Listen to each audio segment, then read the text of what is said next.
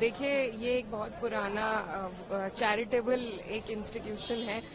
वक्फ की जो ज़मीन है वो कैसे दी जाती है, सबसे पहले ये समझने की ज़रूरत है। अगर मैं आपको कुछ दे रही हूँ, उसमें कोई तीसरा इंसान, मैं आपको अपनी चैरिटी अपने मन के हिसाब से आपको कुछ दे रही हूँ, उसमें कोई दूसरा इंसान आपको आके बताए कि आप उसका किस तरीके से इस्तेमाल कर सकते हैं, और सारी की सारी जो पावर्स है वो आप अगर जिला अधिकारी को दे देंगे तो उसमें I don't think it helps anybody and we are totally against it. ये सिर्फ इंटरफेरेंस है, क्योंकि ये सरकार जिस तरीके से इनको मैंडेट मिला है और यूपी में जितनी बड़ी हार मिली है उसी का बदला लेने के लिए सबसे पहले माइनॉरिटीज पर अटैक होता है। और मुझे लगता है अगर इसी तरीके से अटैक हुआ, it's not just an attack on minorities but also on the constitution, on article 14, article 25, article 26, it's a direct attack. So and it is not just for Muslims. I think all the minorities in the country need to be aware of this government's intent, of their intent to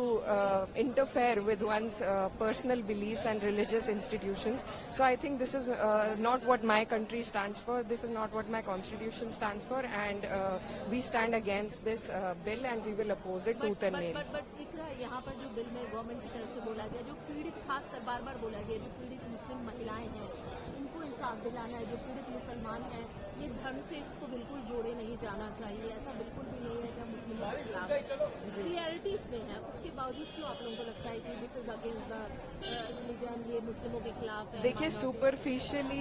ये जो सरकार है कुछ भी बदलाव लाने के लिए हमेशा महिलाओं का इस्तेमाल, मैं खुद एक मुस्लिम महिला हूँ और मैं बहुत अच्छी तरीके से, पहले भी जब ट्रिपल तलाक का बिल आया था तो भी यही कहा गया था, पर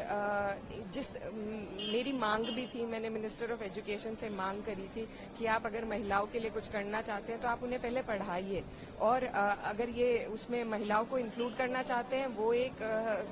सिर्फ वो स्टिपुलेशन नहीं है, इसमें सारी पावर जिलाधिकारी को दी गई है, इसमें सारी पावर, इसमें और people from other communities have to be a part of it. तो इस तरीके के बहुत प्रावधान है, सिर्फ उसको सेल किया जा रहा है कि हम विमेन को इसमें इंक्लूड कर रहे हैं, पर जैसा अभी हमने देखा है ट्रिपल तलाक में अब क्या होता है, there are a lot of abandonment cases. पहले तलाक हो जाते थे लेकिन अब औरतों को सिर्फ अबैंडन कर दिया गया है, और जो उनके पति हैं वो जेल चले जाते हैं, वो उनके पास वैसे भी उन्हें कुछ इससे फायदा नहीं होता है, तो सुपरफिशियली उसे दिखाने के लिए महिलाओं का वो नाम का इस्तेमाल करते हैं, बट